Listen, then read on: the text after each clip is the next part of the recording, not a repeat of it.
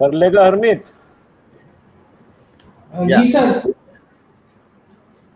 Okay. A very warm All the best, A very guys. warm welcome to all our viewers to the 8th edition of Cedrus Knowledge Series, an initiative wherein we have one expert each month speaking on a variety of topics ranging right from investing to well-being. Cedrus Wealth Partners was founded in 2007 with the sole aim of providing holistic financial solutions to individuals and families. We at Cedrus believe in knowledge first, and the Cedrus Knowledge Series is one such step in allowing investors to make informed decisions amongst the various asset classes. For our 8th edition, we have the honor and privilege of welcoming Lieutenant General Shokin Chauhan. General Chauhan was commissioned into the Indian Army 11 Gorkha Rifles in December 1979. He has commanded one corps, India's oldest and largest strike corps.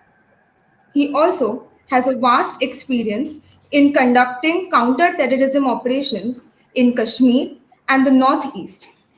He was the Director General of Assam Rifles, India's oldest and largest paramilitary force.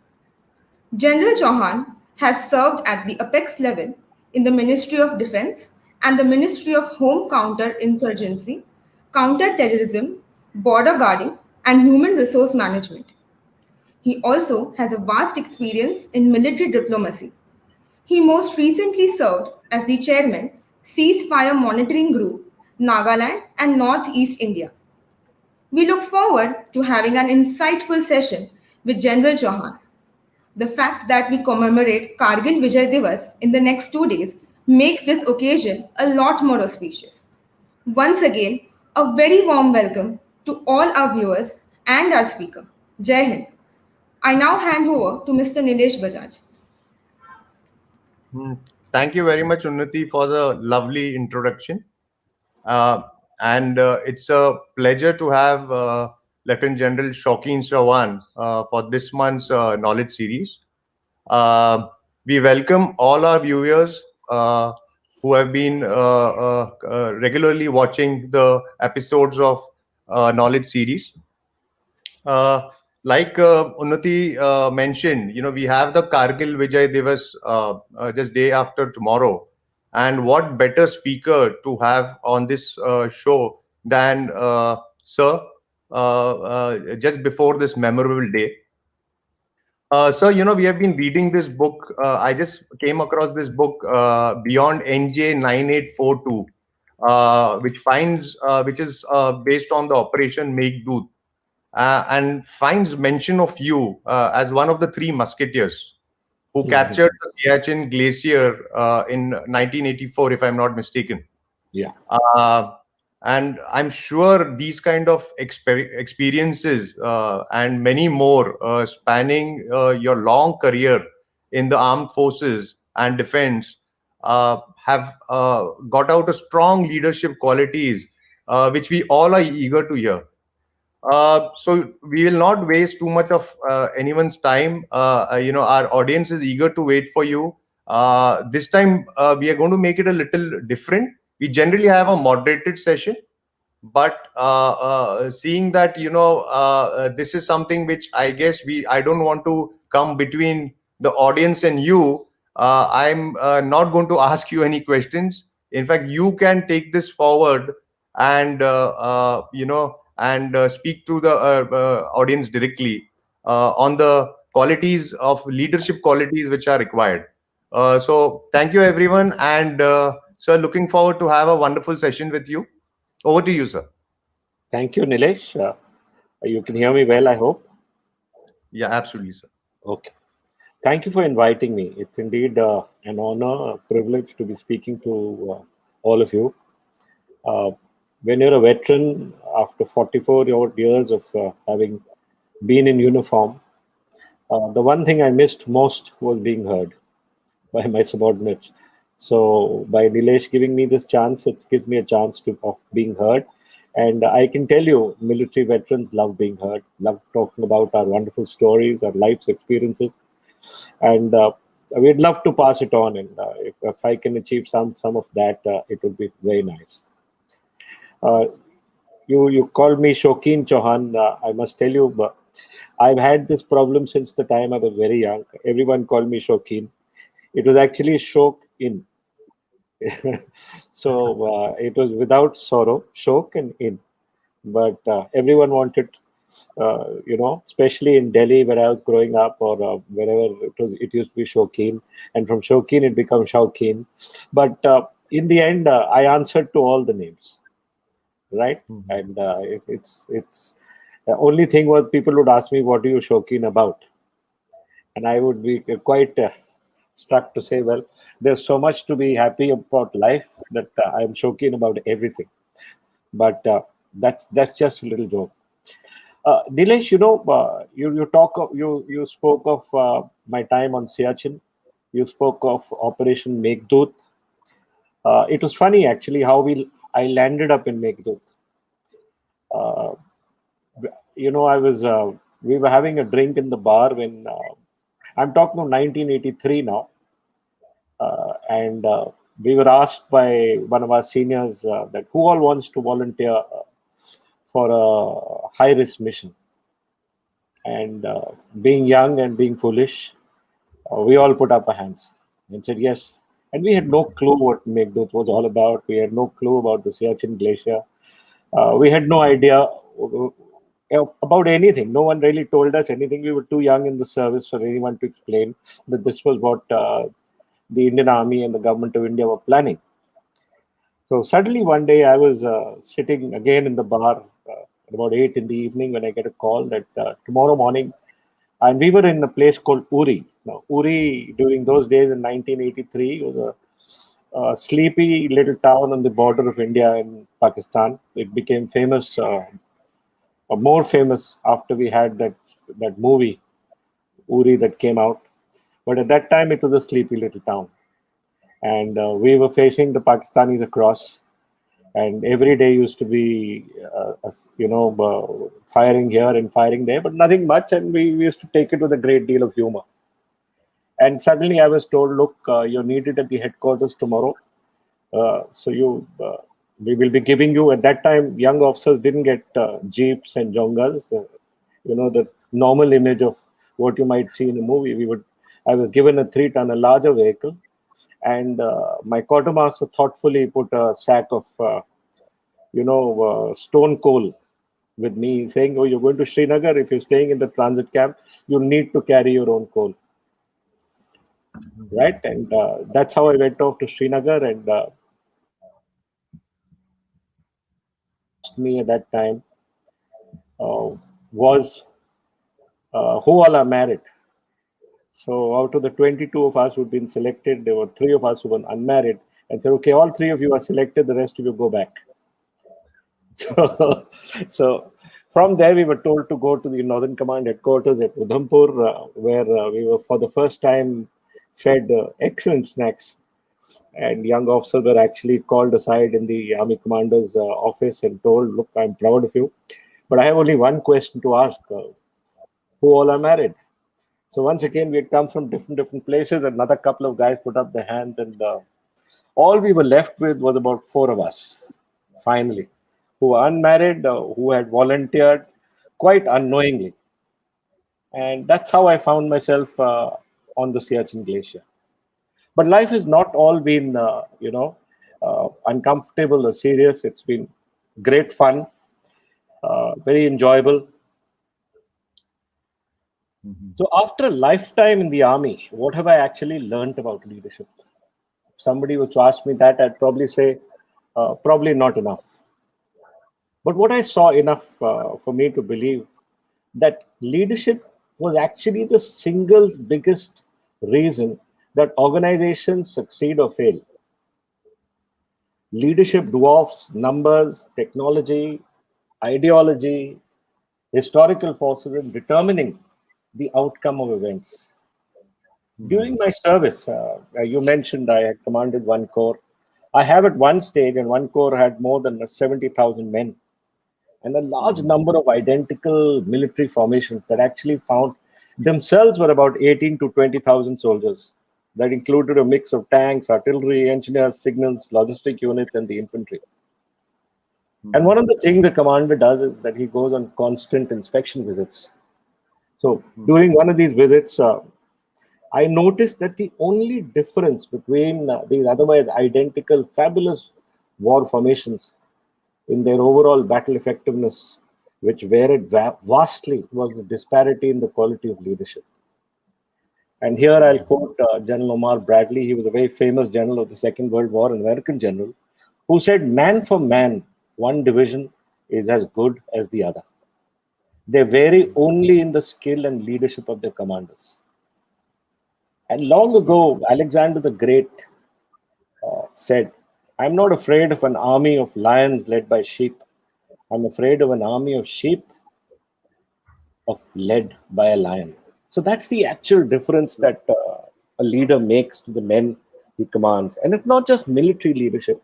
It's institutional leadership. It's leadership of private companies. It's leadership of organizations. It could be anything. Put a leader there and the results become vastly different. As I mentioned, I have a long service. I joined the National Defense Academy in Khadagwasla on the 7th of January 1976. So it's been 45 plus years since I donned my first uniform. But life was not always serious. There was lots of humor and lots of fun. And serving with the Gurkhas, because I'm from the Gurkha Rifles, had its own brand of humor. And I learned from my wonderful soldiers that I commanded to laugh during grave adversity. One of the first things, that I learned when I was very young, and I remember one of my soldiers telling me, he told me in Nepali, but I'll paraphrase it in English, is, "Saab, when you're young, don't be seen or heard." And I was quite amazed by this because I said, "Look, I've come here to be seen and heard. I'd spent 4 years in military academy, 3 in the NDA, 1 in the IMA, and here was this young soldier telling me, 'Saab, don't be seen or heard. Just keep your mouth shut.'" But I guess everyone learns their lessons when you go through it. So the first lesson I learned was actually, you mentioned the Siachen. I must tell you that after all that noise that we had, Nilesh, people had made about us in the headquarters, I finally reached the Siachen base. This is sometime by the mid of May in 1984. And the first thing the base commander asked me was, he said, "Have you brought your tentage?" And I was extremely shocked. I said, "Tentage? Who thought of that? I was coming to fight a war. Who cares about tentage?" So the first thing he told me was, he said, "Do you think you come on a holiday camp?" And I was very upset. So next morning, at 4 o'clock in the morning, we visit our deep trench latrine because that was the only thing that was there. And I was most upset with Major Rawat, and I was, roundly criticizing him for the kind of reception he'd given me. Now, I didn't know that Major Rawat was actually sitting next to me. So when he heard me and I came out and he said, "Come here, Captain Chauhan," and I went there and he said, "You seem to be a person with a bad attitude." So, and he sent me to the most dangerous place on the glacier, the Belafondla Pass. So it defined my stay on the glacier. I could have gone to a better place maybe, but Major Rawat did me the favor of sending me to the glacier loaded with 30 kgs of rations to be carried for the troops. But it made a lasting impression that I should keep my mouth shut because you don't know where your boss is. I wonder if all the young officers or young people who are hearing this could also be saying the same. The moment they speak, about their boss and the boss hears, well, boss has time and, can react in a way that you can't. The second humorous thing I learned from my soldiers was, don't take any order for granted. After you give an order to your soldiers, make sure you repeat them and then repeat it again. I was a young officer, young lieutenant actually, and we had organized a lunch for a visiting senior officer. And I was responsible to ensure that, our Frigidaire, I'm talking of 1982, that our mm, Frigidaire was not in the best of health. And, mm, I was responsible to get kulfi from, one of the neighboring kulfi shops, which was about a kilometer and a half away. mm, So I called my soldier and I told him, look, you have to get this kulfi, leave exactly at this time, take your cycle and make sure that the kulfi reaches before this time. mm, But I didn't repeat the orders. mhm, So my soldier, a Gurkha Havaldar, said, yes, sir, I'll do that. mm, But as all things happen and they don't happen always for the best, he reached after the lunch was over. The mm. kulfi had melted and the lunch was a disaster. And everyone blamed me. And I thought, well, my career is finished before I started it. Uh, So, so I asked him, I said, why didn't you reach in time? Didn't you take your cycle? He said, yes, sir, uh, I took my cycle, but I didn't know how to ride it. uh, So he took his cycle, pushed it all the way to the kulfi shop, brought his uh, cycle back, pushing it again, and he got late. So uh, the fault was mine. I didn't check whether he could ride his cycle or not because I took it for granted that everyone rides a cycle, right? mm, But I was commanding simple Gurkha soldiers, and well, there's nothing simple about them. I mean, there's nothing. Everything's great with them, and well, there's some things they just can't do, and riding a cycle is one of them. uh, I have taught at the NDA and the staff college, and there have been, and I've taught young officers. I've taught slightly more senior officers, and I mm, would, the one thing that I would continuously tell them was that everything was based on leadership and the quality of the leadership. So let mm, me actually start with what I consider the most important issue. When you look at mm, the soldier, you look at his smart uniform, you look at his turnout, you look at his bearing, and you say, well, that's a soldier. That's the way he stands. That's the way he leads. And everyone's mm, sort of taken up by this one fact that a soldier must look like a soldier. But mm, what is important is that charisma, or this, what you display immediately, and I've seen many such smart young officers, is that mm, charisma. It's not all leadership, mm, and it's surprising how your men judge you. mhm, Do they judge you for looking smart? Do they judge you for your capability to get them out of trouble? Or do they judge you with whatever aspect? But make mm, sure when you're a leader, and unless you are the head of your organization, you mm, will be judged. mm, You will be judged by the men you lead, by the men or women you lead who work for you. They will mm, talk about you, and they will mm, see different aspects of you that you probably don't know exists in your mind.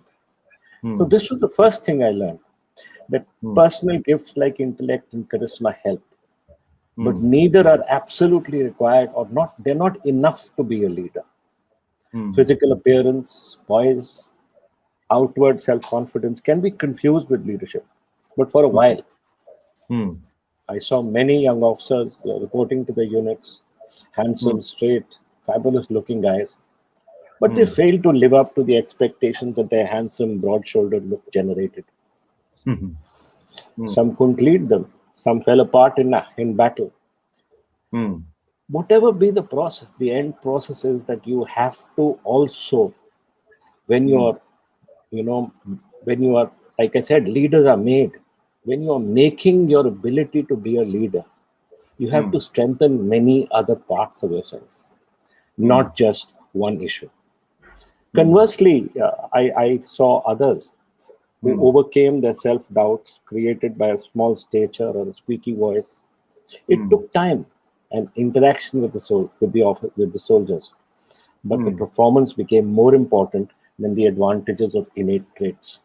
So uh, my advice to those of you who have initial doubts about yourself, about your stature, about your inability to project your personality, is that don't mm, worry. In mm, time, with effort, with practice, mm, with courage, you will be judged much better, and you will mm, do much better than people who probably had these God given gifts. true. I have in my Mm, career encountered many such figures, who learned to leverage these, I would call them superficial gifts, so effectively that they appeared to be better leaders than they were. But it took me some time and interaction, often under the pressure of very difficult situations, before I could determine whether they possessed the bedrock skills and qualities that our soldiers would seek to find and assess in their young leaders. Today we are in intense media glare. Everything that we do, we are like a goldfish in a glass bowl. Modern media exaggerates the challenge of sorting out reality from orchestrated perception. But the men are under no such issue. The men you lead are have their own way of checking, and they don't depend upon the media to give them an idea of what their young officer is like. And I remember reporting to my unit. We were in the high altitude of Sikkim. Some posts were at 18,000 plus feet. Late December 1979. And by the time I reached my company after acclimatization, it was almost 15 days, because we had 7 days at 9,000 feet. We had 3 days at 12,000 feet, another 3 days at 15,000 feet. By the time I reached, it was it was 15 days later. What seemed endless, exhausting forced marches in very difficult high altitude. My skin by then had been burnt by the direct high altitude sun. But all my men, when I finally reported to my company, Charlie Company, looked me up and made up their minds about the kind of leadership that I would be. Some later would come up to me and say, Saab, we liked what we saw in you. Maybe they saw a ready smile, maybe they saw a straight face, whatever. Right. Some said they thought I would be fun and maybe effective. But all in all soldiers judge their leaders on what they see, first superficially, but later with much greater depth when they see them under difficult circumstances, under fire. I am reminded of my father, who died about 2 years ago. He was 93 when he died. He too had been in the army for also about 40 years. And I remember my father telling me, he fought the 1947 Indo-Pakistan war. That was the first war. And he was leading his company of Dogras into battle. And he saw a lot of artillery shells explode nearby. And the moment he saw them, he jumped in the nearest trench. When a battle-hardened, non-commissioned officer, Havaldar, pulled him out and told him, he says, Saab, I fought in the Burma campaign against the Japanese. If that has your name on it, it'll get you regardless. You are required to lead us, so lead. And my father said that, I was never afraid again, because somehow I had got into my mind that if I was to die, I would die, and if I don't die, I won't die. And that kind of courage or that kind of thing comes from what the men see in you.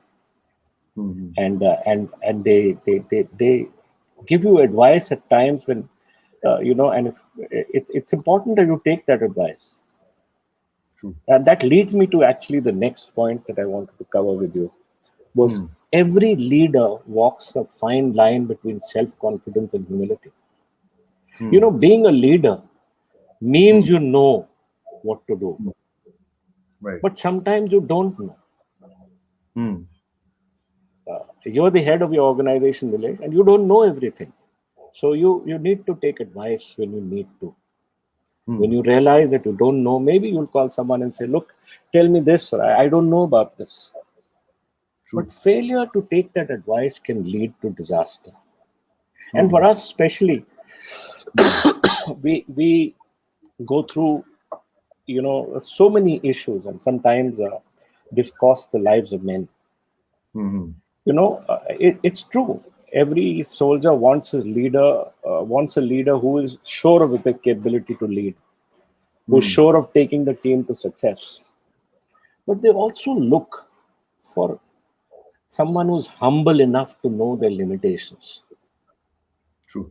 Therefore, I covered this as a second point, that we as leaders walk a fine line between self-confidence and humility. I learned very early that it is better to admit to not knowing Hmm. tend to display false knowledge or bravado. And Hmm. candidly admitting doubts or difficulties is the key to building confidence in your men. Hmm. Because when they know that Saab says, look, guys, I don't know the way forward. Can Right. somebody help me out? Hmm. Somebody does help you out. But Very true. expressing doubts and confidence is a very difficult balance. You can't keep saying, I don't know. Hmm. Because when things look bad, Hmm. followers or lead or soldiers look to their leader for reassurance. But that's Hmm. when they look bad. Hmm. That's the time they look for reassurance that they can and will succeed. We Hmm. have a saying in the army that the most Hmm. dangerous leader is a young man with a compass and a map case. Hmm. And I must tell you a little story about the time when I was a young man. Was Hmm. that, another course mate of mine who had joined the neighboring Sikhalai unit with me in high altitude along the Indo-China border in Sikkim. Hmm. Well, we were together in the IMA, and he within the second month was sent on a long range patrol, Hmm. and he was leading his men using his map reading skills.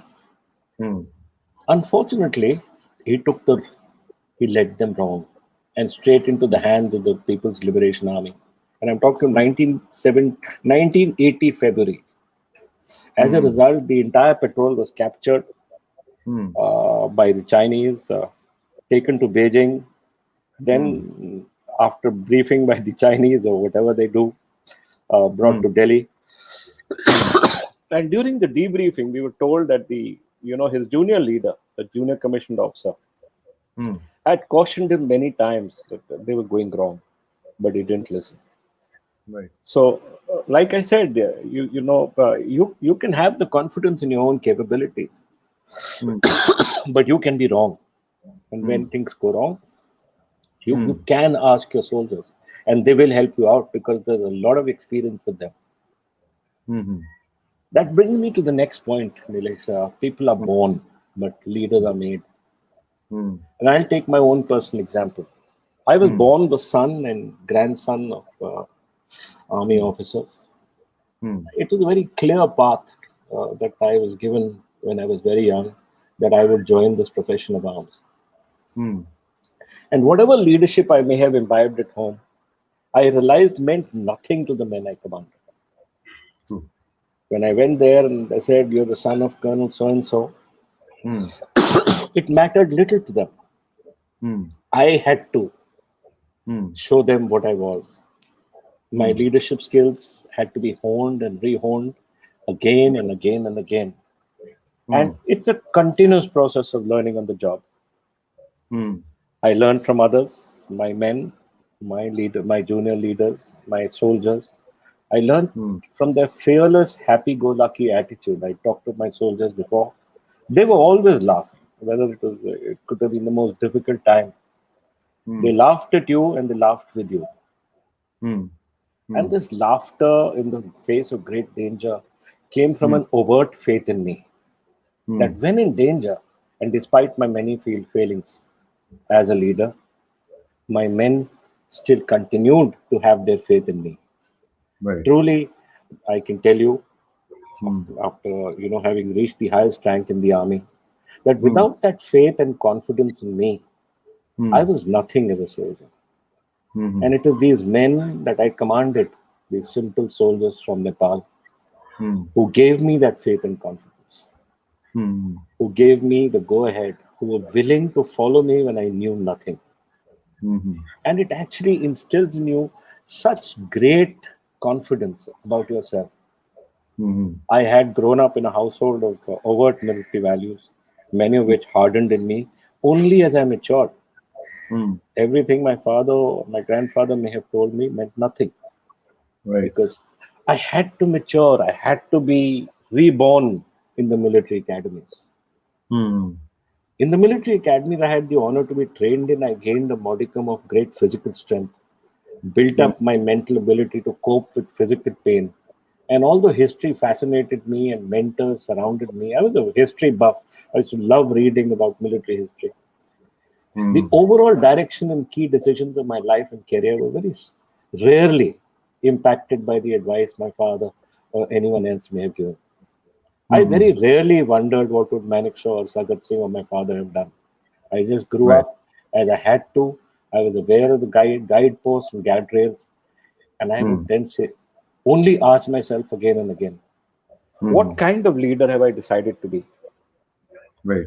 Over time, some decisions came early against that standard, even when the consequences are grave. Here, I must actually narrate an incident of my Siachen Glacier time.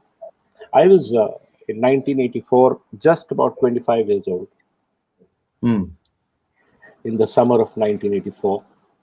And I was given a body of ski troopers, fabulous skiers, the best in the country, because the army had the best skiers, Right. to command and to take up to the Belafondla Pass, which was the main pass that had to be captured before the Pakistanis captured it. And I had in my ski troopers an awe-inspiring figure. He was a senior leader, Narbu. Narbu was already a legend. He was an Everest summiter with a string of gallantry awards on his chest. He was a natural leader for the men, at 18,000 feet. Well, if I were them, I would follow him. Why would I follow a young captain who knew nothing? Because I had never operated on a glacier. But I was the captain, I was the leader, and it was to me that the men looked up. And it becomes difficult because you're walking above 15,000, 16,000 feet, leading your men, and you have no clue where would I halt for the night, where would I stay. There was millions of decisions as you lead men in battle. I never felt more alone, or despite being exhausted and way out of depth, I had to grow. Narbu was an asset. I could take experience from him, but I had to decide. That was the important issue. So when you're a leader, it is your decision. You have to take those decisions. You can be helped by more experienced people, by people who know many more things than I knew. But the end point was, as I learned, that in battle, I was the one who had to take a decision. So in essence, nothing prepares you for the constant challenges that life may throw at you. It's just something you constantly learn when you lead and take decisions. And it's important that you take those decisions, which gets me to the next issue, that eventually, as I said, leaders are made, but leaders are people. And people also constantly change. Would I take a decision similarly to what I took when I was 24, or when I was 25, to what I did when I was 45 or 55? So I had to change, even well into my career, and even now I've retired, I was still figuring out what kind of leader I wanted to be. There was need to learn new lessons. You don't know it all. The issue is, even after 45 years, I don't know it all. I constantly learn. For many years, I found myself bouncing between competing models of a hard-bitten taskmaster and a nurturing father figure. And you actually have to be both for the men you command.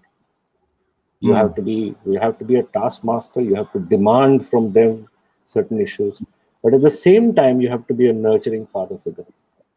And sometimes you alternate this within a relatively small time frame. At one, immediately, you have to change based on a decision, based on the person, and that could be tough for the men I led, and of course a bit unfair, because they might feel that I'm not being uniform in my thought processes. They looked for, and they continue to look for, and deserve steady, consistent leadership. And when I failed to provide that, and I gave conflicting messages that produced uncertainty and reduced their effectiveness. But I learned, Nilesh, as I got older, the swings between leadership styles were less pronounced and frequent, as I learned the value of consistency. Even at the end of my career as the Director General of the India's largest paramilitary force, I still mm, wasn't the leader I wanted to be. I was mm, human, and like all humans, my reactions to events were frequently different. But that's what one should know, that leaders are human. true. Leaders get tired, they get angry, they get Mm, jealous, and they carry a range of emotions and frailties common to mankind. So, mm, those of our younger people who are listening to me, all I can say mm, is forgive your leaders sometimes, because we are human and we do get mm, tired, we do get angry. There are various emotions, and sometimes those emotions and frailties within us decide our reaction to things. mm, Some of us display them. The leaders I most admired were also totally human, but mm, constantly strove to be the best humans we could be. mm, But that is the crux of this, is that while a leader can be human, uh, we can get tired, but eventually your heart has to be in the right place and you have to constantly learn. And mm, consistency is probably the one characteristic that your men look for all the time. Be consistent with them. mm, Which brings me to the next issue, that mm, leaders make mistakes and they are mm, often costly. mm. The first reflex is to deny the failure amongst ourselves. The Right. second is to hide it from others. Because Mm, most leaders covet a reputation for infallibility, but no one is infallible. We, mm, we make our mistakes, and I have made many. I have made many while leading men into battle. Some of those mistakes cost their lives, mm, and I felt very sorry for that. But as mm, I was sitting, I was leading my men in Kashmir, and this was 1999 during the Kargil War. right. Uh, there were certain decisions I took which cost some of their lives. Mm, But when I thought backwards and I said, did I take it because I was not good enough? Or did I mm, take this decision in anger? Or did I take this decision in the best interests of the task that was given to me? That is what I say, that I have to be inherently honest about why I took a decision. mm, And, when you're leading men, and I was leading them through various incidents, I'll explain later. But mm. the the honesty of the purpose, I think, is probably the most important issue here. True. True. Very early in my life, Nilesh, it was Mm, December of 1982. I was mm, uh, I was 23 years old. mm, Uh, being a young officer in the Gurkha Rifles, what we used to do was we used to take 1 month of our leave for the year and visit our soldiers' homes in Nepal. mm, mm, So in 1982 December, I had decided, and rather the army headquarters had decided that I would visit Nepal on a visit, mm, and go to one of my soldiers' houses in a small remote district in East Nepal called Bhojpur.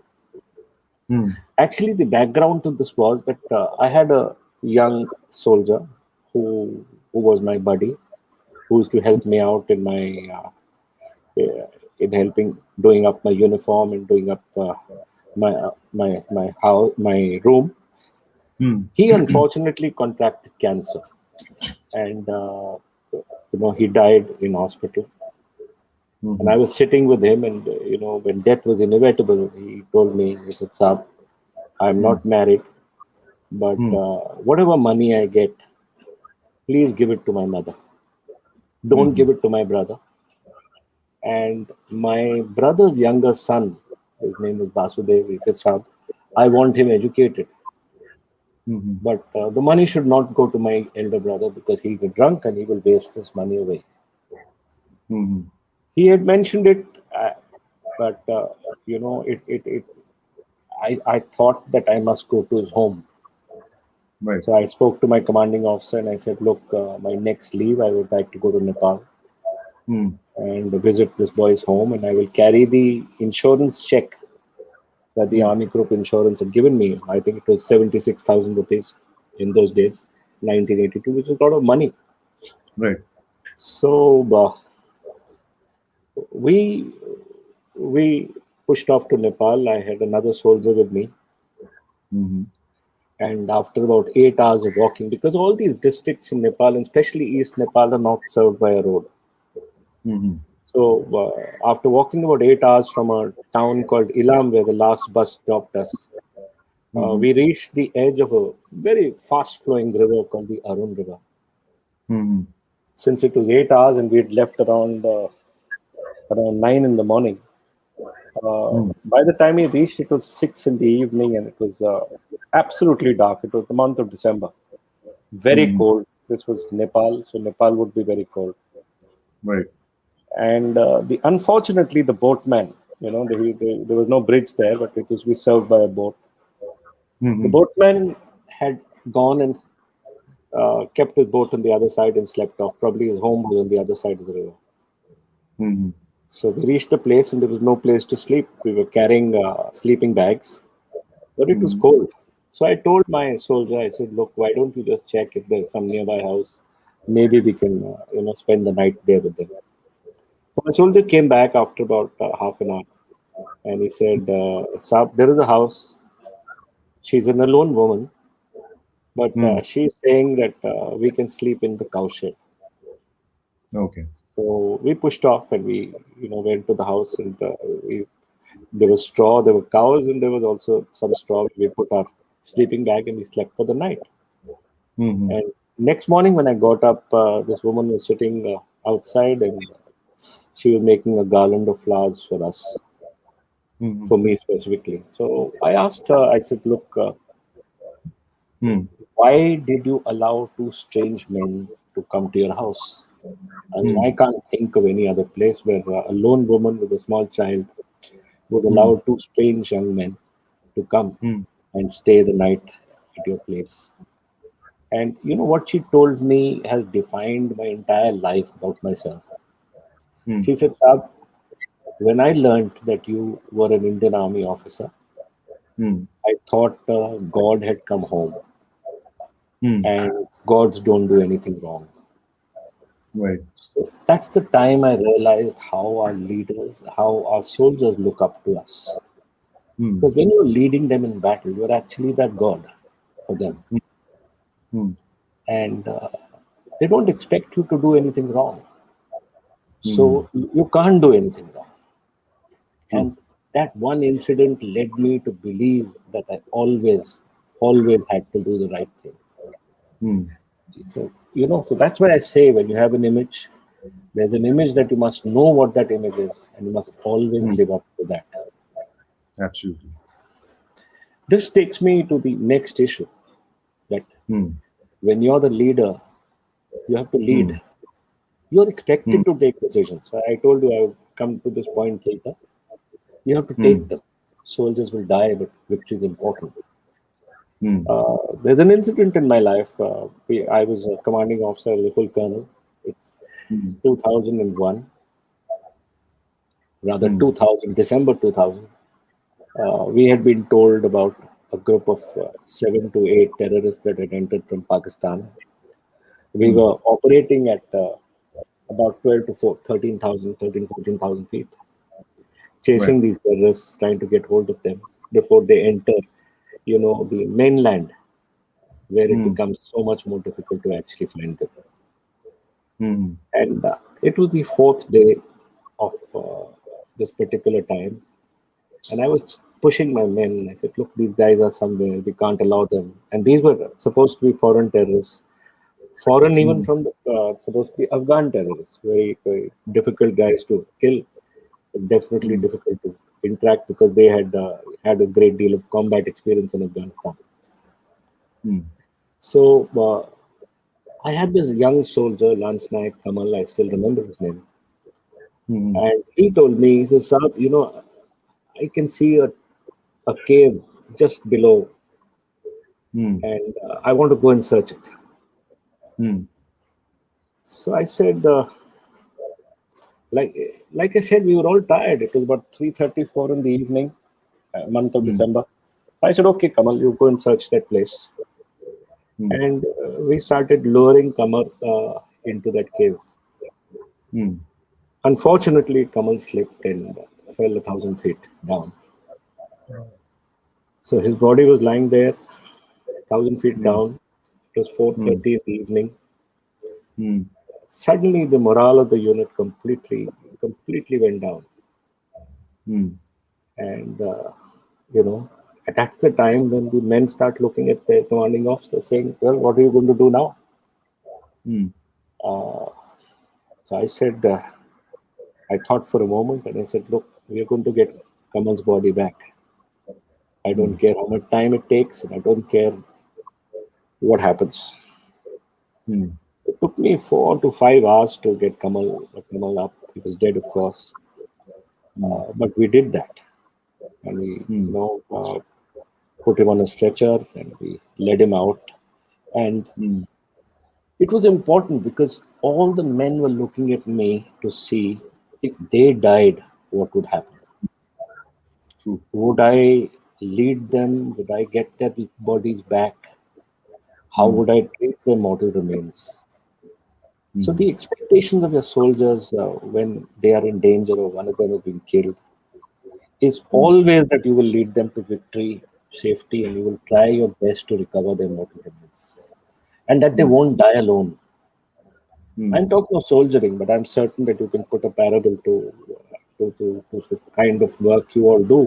Is that you have to go out of your way to help the men you command or the men who work for you, Hmm. men and women who work for you, because eventually it is they who make you the leader you are. Hmm. So once I got Kamal up and I got his body up, and we were Hmm. able to sort of take his body and we were able to get a helicopter to take the body back, the men realized that I won't leave them alone. Hmm. Uh, and I was still chasing these terrorists and we were not able to find them. So on the sixth day, I got an Hmm. input that there were some radio signals coming from a particular place, which is another 2,000 feet up in the mountains in the Rarial Ridge. Hmm. So I told my men, I said, look, we've got to get them. So, we were exhausted. It was the sixth day now of continuous Right. walking in the mountains. But I said, look, we're going to get them. Hmm. And unfortunately, one of my company, Delta Company, when it was Hmm. coming down to search, one of these terrorists was hiding behind a rock. Hmm. And he came out of the rock and he killed two of my soldiers. Hmm. And there was another terrorist, the firefight started. Hmm. And back again, we were in a situation which was worse than earlier. Hmm. And I was wondering whether I'd done the right thing, whether I'd pushed my men too much. They would Right. have been tired. I Hmm. could have well closed the operation and said, well, I can't find these guys, Hmm. and come back again. But Right. well, that's what you are when you're a leader. You believe in yourself and you believe in your decisions. And here Hmm. I was about 8 hours away, because it was a large area we were searching, and this incident had happened. Hmm. And it was again 4:30 in the evening. I decided that I would go to the men. Hmm. Walked all the way 8 hours and reached my men, and there it was. They were sitting there, with their weapons drawn, a pall of gloom over their faces because the men's bodies were lying down, fighting, firing was going on. We were not sure that the terrorists were still there or not. Hmm. And if I sent men to pick up those bodies, would I lose more men? Hmm. So it was at that time that I decided that I would not leave that place. I would make sure that I would pick up their bodies, take them back with me, and Hmm. also kill these terrorists because I said now I have no other way. Hmm. And it's important because I would be seeing this in the eyes of my men. They Hmm. would be looking at me to see what is the commanding officer doing now. How is True. he? How is he going to behave? While everything is fine and we're enjoying ourselves, there's a different commanding officer. But when Hmm. things go wrong, that's the time the true leader comes out. Hmm. So, well, I got the bodies back without Hmm. another casualty. Hmm. Re got my rations, stayed there. We got my rations, and I took them mm, back again into battle. And I said, I'm not going to leave this alone. mm, And so, and every time the answer, my answer would come from seeing the eyes of my men. mm, What would they want me to do? mm, That is, I think, the greatest, you know, the greatest feedback that you can get from a man. Soldiers by nature don't tell you, but they right. tell you with their eyes. Mm, They don't tell you what to do, but when they mm, look at you, mm, that's the time you know that you have to do a certain thing. mm, When I was in the glacier, coming to the next point. That being a leader means doing things that others can't do. mm, We were on the glacier, and like I said, it was cold. It was 18,400 plus feet. mm, And unfortunately, we lost one of our soldiers at night. He died of high altitude pulmonary edema.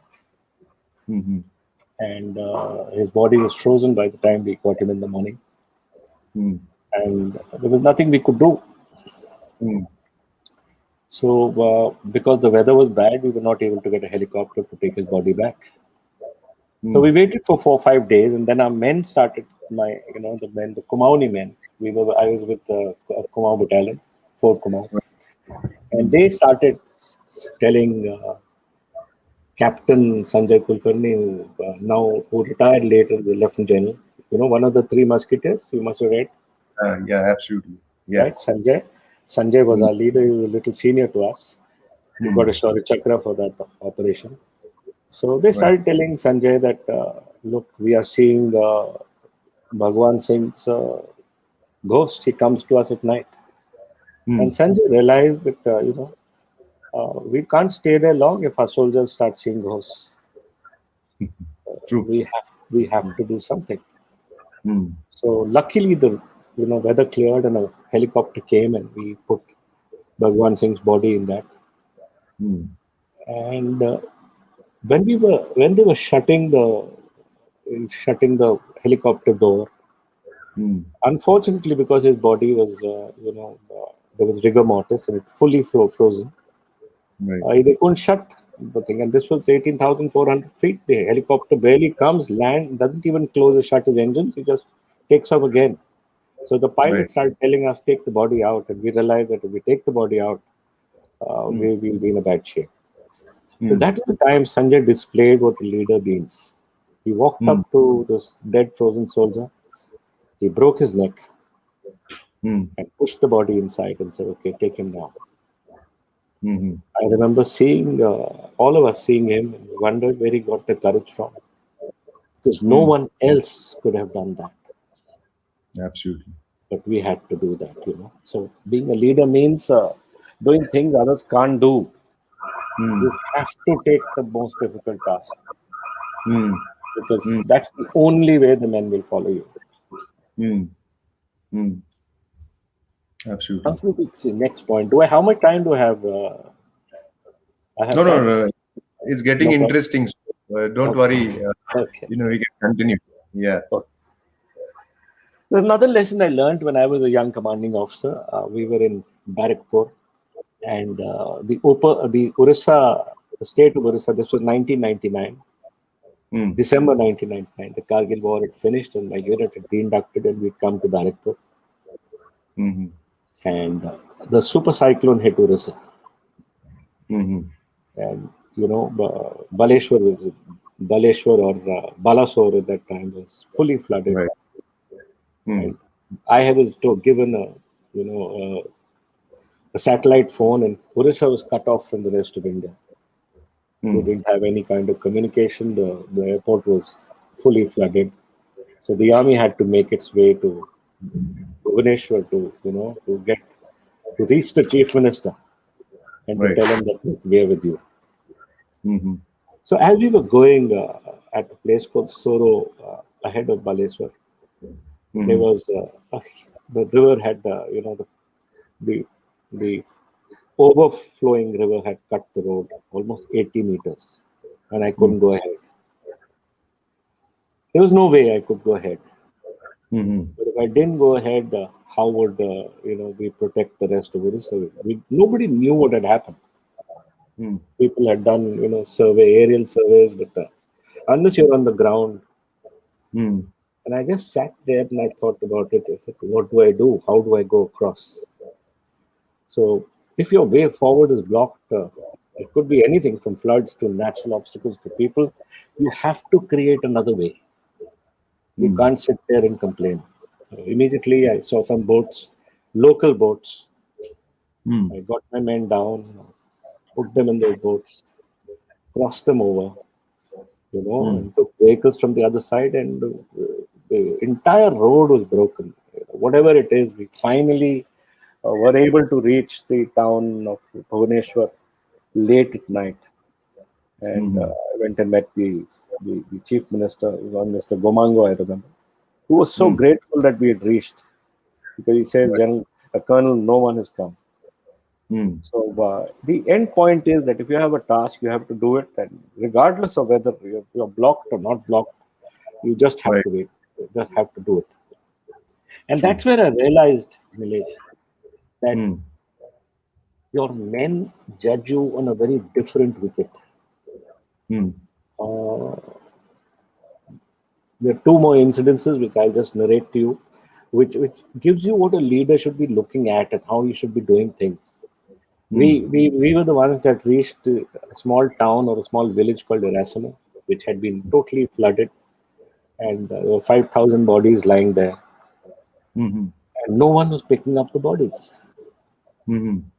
Could I tell my men to, pick up these bodies, because these are soldiers? Mm. They're there to fight, they're there to help, they're there to create ways, but they're not here to pick up dead bodies. Right. So I had to be the first one to pick it up. I had Mm. to be the one. I said, look, I'm not going to ask you to do it. I will Mm. do it, and whoever wants to help me do it, but we still have to do it. So, Right. and that's the time when the men slowly by slowly, because these are soldiers, they don't do all this, but Mm. they followed my example, and they went ahead and did what they had to. So once Mm. again, it was by a personal example that I realized that the only way that they would do certain things was not through an order. Mm. I could not sit in one corner and say, look, collect this or don't do this. I just Mm. had to be there and do it first, and then they would join me. Right. And it's also here I realized how their moral compass was. Mm. People judge us soldiers in very different ways, but we were in a situation where our own food had run out. We had carried about 5 days or 10 days of rations. Mm. The road was still blocked. Our rations couldn't come. So there was this rations coming from different places from another direction, Mm. and a truck from Oxfam had come, and Right. from the Andhra Pradesh government had come. And so I Mm. told my soldiers, I said, look, we've run out of food. Uh, we will use this one truck, and I will return this ration when our ration comes. Mm. So I was sitting with them and chatting, and they came to me and they said, Sab, we will not have this ration. It's not Mm. ours. It Mm. belongs to somebody else. We will Mm. go with one meal a day, but Mm. we will not eat the ration meant to help the people of Orissa. Mm. So these are men from Nepal. You have to understand that they don't belong to Orissa, but yet their moral compass is straighter than anybody else's I've ever seen. And the men show you the way.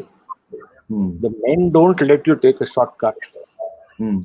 That's the most important thing. Mm.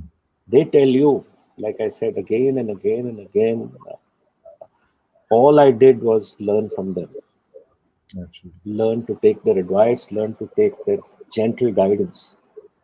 Mm. So it actually comes, this next point is that your men need you, and they Mm. need you more in the bad times than the good times. Mm. and that your presence as an officer or as a leader makes a difference. You might say that, well, I'm the head of the organization. I don't need to be there. The men can do it. And you can make any kind of justification. Absolutely. But if things are going wrong, you need to be with them. You need to show them the way. And here I come back to that same incident, Nilesh. You remember that I told you that I lost those two men? By the end of the day, I had lost another senior man. Right. But when I reached there and I called the company commander and I said, look, sit down. Let's plan what we have to do. We're not going to leave. Right. This is my decision. We're going to be here. We're going to make sure that we get them. We're going to chase these fellows till very hell. But I will not rest till I get them. It makes a huge difference to the men you command. Your decision to be with them, your decision to say that I will not rest till I get these guys, makes a huge difference to them. And I found subsequently, in whatever little years I had after that, because I had commanded for 3 years, but the men would go with me anywhere. They would literally storm the very gates of hell for me, because I had proved myself in battle with them. Right. But so it's very important that you don't let them return as losers. Or if you lose, because everyone loses sometime or the other, you must always recreate that loss into a victory, however small. So, like I told you, we were operating at 14,000 feet. We'd been in the area for a week. I was pushing my men. I got the rations, waited for another day. And though there was a second choice that I would go back, regroup, come back again, but I decided to stay. I said, I will not take my men down. I will not go back as a loser. And I was more than aware that, many more will die. Absolutely. And that I might die, but I was determined that we could not return. Just fired up my men, and though we did lose more soldiers, but in the final analysis, we returned as winners. Absolutely. I was then able to use this incident to retrain them.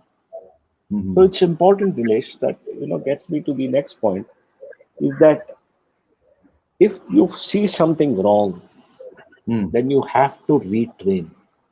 The fault is not there, it's yours. You didn't train them well enough. So I took my unit back, retrained them, brought them back, and brought them back to the same area. And that was a time when we were at our most effective capability, when we were able to, win many more victories. But there was no way that my soldiers would return as losers. We were winners. We always had to win. So organizations by nature work only if they're winning. They're of no value if they lose. And especially military organizations, especially organizations that go to war, have to win. There is just no other way. Sometimes, as a leader, you have to be ruthless, and you have to demand from your junior leadership that either you help, get out of the way, or be sacked. So after I lost these, the two junior junior commissioned officers, and we were at the high altitude, and I told my Subdar Major, he's the senior most of the junior commissioned officers, and I told him that, look, I'm going to stay, and we're going to do this, and you're going to be there with me. And he started crying, for whatever reason, for whatever experience that he had. And there was another soldier who used to be the soothsayer of the unit. Every unit has this odd guy who says that, look, I can look into the future.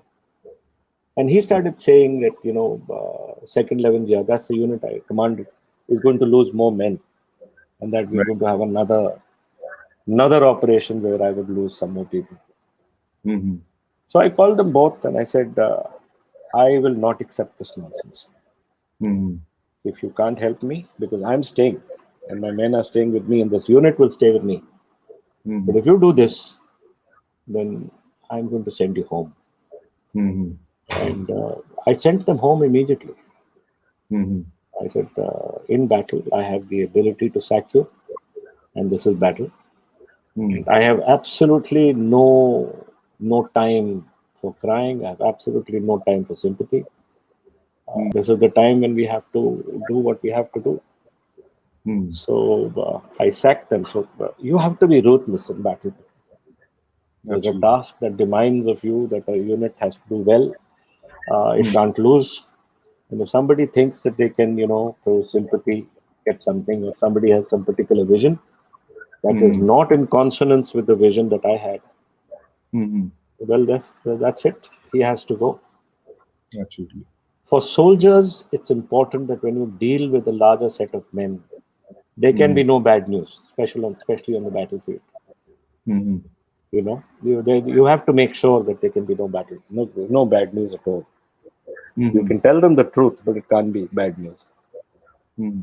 You don't have to lie to them, but tell them that this is what you want, and soldiers follow you because they find in you a clarity. Because, like I said when I was telling you earlier, that they want from you a clarity. Mm-hmm. Are you capable of leading us? Mm-hmm. And if you're not capable, then you don't lead. Then you should lead. Right? Right. Absolutely. Sorry. Yeah. Comes to me to the next point that leadership is a choice. Mm. It's already 5:30. We've already crossed an hour. Yeah. Yeah. Okay, leadership is a choice. Mm. Rank, authority, responsibility, these all can be inherited, Mm. assigned, Mm. whether an individual desires them or deserves them. Mm-hmm. But the mantle of leadership occasionally falls to people who haven't sought it. Mm-hmm. Leading is different. A leader has to accept the responsibility for others in a way that assumes the stewardship of their hopes, their dreams, their aspirations, So and I'll just sometimes their very lives. Okay, yeah. it I'll can be a just crushing burden. Yeah. In corporate world, Yeah, being a leader can be a choice. Okay. Means in case you are not a leader, you may not go up the ladder. yeah, Okay. You may stay static in a particular level in the yeah, organization. yeah. But do you feel in the armed forces or in the defense, you have to each and every soldier has to have certain leadership qualities because it's a matter of life and death. It's not unlike the corporate world where it's a matter of success or unsuccessful, being successful or So unsuccessful. similarly, Nilesh, what happens with us is that we are also seeing our officers, and Mm. if we find that he can't lead, then he stays where he is. He doesn't get promoted. Mm. Okay, Mm. so it is similar, just as yours. He doesn't get doesn't get Mm. more money or more appointments. So similar is this issue Mm. here, that if Mhm. we find that he's unable to lead, because we Right. are all human eventually, Mhm. and when you're human, somebody reacts in a different way and somebody reacts in a different way. So reactions are reactions always based on two, three things. That can you lead in the Mhm. most difficult of times? So later when we returned after 15 days, Nilesh, I sat down with my men Mm. and, I was having a drink with them. It was 7 in the evening. And I Mhm. told them, I said, look, I'm sorry I pushed you so much. But Mhm. I knew you were tired. I knew it was difficult. But Mhm. I had no choice. We had lost men, and we had to have Mm. victory. Right. And Gurkha soldiers by nature are quiet, reticent. They don't open up their thoughts. Mhm. But after my talk with the men was over, one of the younger soldiers got up and asked for permission to speak. And I said, Mhm. okay, go ahead. Mhm. He said, look, you are a commanding officer. Okay. Mhm. Where we go and where we fight and how we fight is your choice. Mhm. Some of us will live and some of us will die. That's our fate.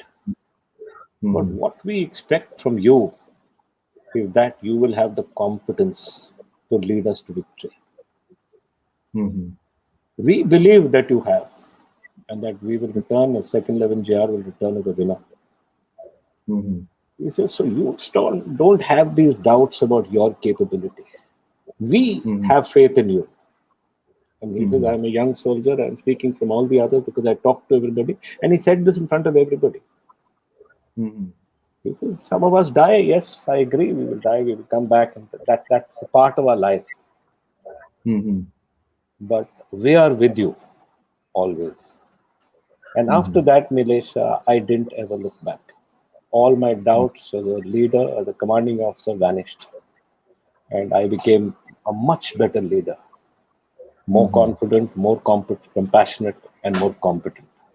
So eventually, when you learn from the men you command, Mhm. uh, you know, they tell you what kind of leader you are. And you could have suffered, and I have suffered, and I have related these leadership lessons all from places where actually we have lost, where Mhm. I've had to relearn. You Mhm. know, the greatest teacher is adversity.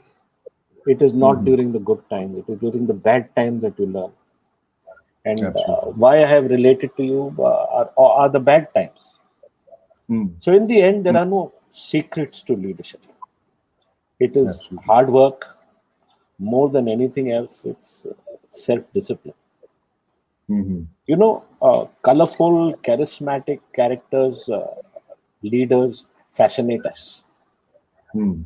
Oh, this guy had this guy, and but over Mhm. time, competence, self-discipline, effectiveness, and empathy is what counts. Absolutely. Those who lead successfully do so while looking out for their soldiers' welfare. Mhm. And in that, self-discipline manifests itself in countless ways. Mhm. In a leader, I see it doing things that should be done, doing things that others can't do, even when they are unpleasant, inconvenient, dangerous, refraining those that shouldn't, even when they're pleasant or easy or popular. Wonderful. Wonderful. There is a saying, there's a wonderful address called the Unorthodox Address, where a sergeant major tells, you know, Mhm. uh, commissioned officers from the West Point, he says, your orders appointing you as officers in the army Mhm. appoint you to command. No order, no letter, no insignia of rank can appoint you as a leader. Mhm. Leadership is intangible. People are made, leaders are made, they're not born. Mhm. Leaders are developed within yourselves. You Mhm. don't wear leadership on your sleeves, on your shoulders, or on Mhm. your calling cards. Mhm. Whether you are lieutenants or generals, we are the guys you have to convince, and we will be Mhm. willing to meet you more than halfway. So Wonderful. after a lifetime, I'll say that again, what have I learned about leadership? Probably not Mhm. enough. Absolutely. You have to be a lifelong student. Thank you guys for listening to me. Such a pleasure. Wonderful. Wonderful. And, with those wonderful words, that you need to be a student all your life. Yeah. And this is something which is not taught in management schools. In fact, some key takeaways, sir. The first thing is that you started your conversation with that we veterans are we are eager to share our experiences. I would like to say this, that even we are eager to listen to you, because these are experiences which definitely does not come in everyone's lifetime, in fact. So Yeah. they were wonderful experiences which you shared. Some of the key takeaways which I felt was very important for in the corporate life, and which are a little different, which are not taught in the typical management schools. One is that you should not have ego as a leader.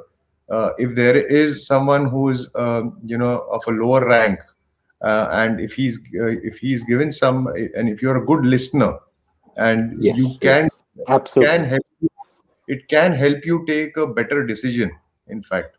Yeah. So you should be in a position to have your ears open to the to your junior people also.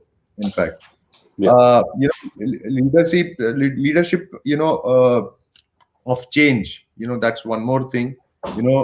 In today's time, what better thing to talk about it than in today's time, when we are in last 1.5 years, most of us are working from home, and during COVID times, I think it required a different leadership qualities to see that people actually change the way they work, and become comfortable, in fact. So Yeah. I think this leadership of change is something which I feel is again very important, very appropriate in today's time, in fact. Absolutely. Yes. uh, and I think this is wonderful.